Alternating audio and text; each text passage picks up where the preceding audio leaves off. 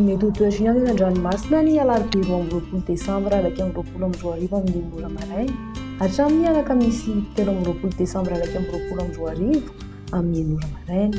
Ho an'ny morontsiraka Atsinanana, Kapitambra hatramin'ny Kapesta. Andrahoana amin'ny tsitokotoko, avy Atsinanana anaty Masinarana andrivotra ka ho 7 hatramin'ny 9 km isan'ora. Adiny Mpanonja an-dranomasina, Ahavon'ny Onja, ho latsaky ny iray faingo 2 metatra. Kapesta hatrany Mahanoro. Andrahoana amin'ny tsitokotoko, avy avaratra na avaratra Atsinanana andrivotra ka ho 7 hatramin'ny 20 km isan'ora.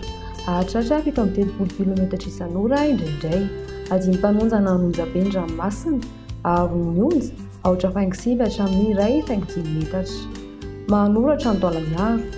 Andrahoana tandrifin-drahona amin'ny tsitokotoko, avy avaratra na avaratra Atsinanana andrivotra ka ho 9 hatramin'ny 20 km isan'ora. Ahatratra 17 km isan'ora indraindray. Anonjabe ny ranomasina, Ahery indraindray.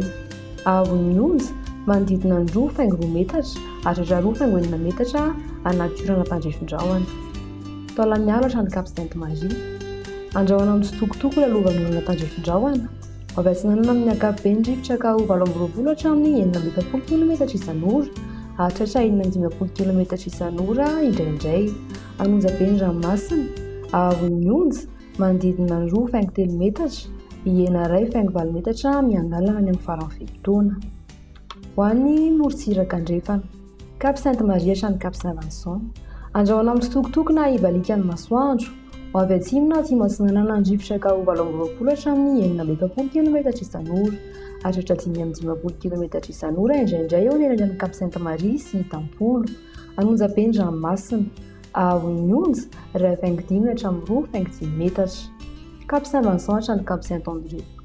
Andrahoana amin'ny tsitokotoko na ibalikan'ny masoandro, ho avy atsimo na atsimo andrefana andrivotra ka ho 7 hatramin'ny 20 km isan'ora.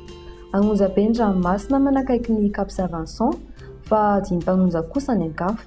Ahavon'ny Onja, 2 faingo 5 metatra manakaiky ny Cap Saint-Vincent, 2 faingo 2 metatra ny ankafa. Cap Saint-André hatrany Analalava.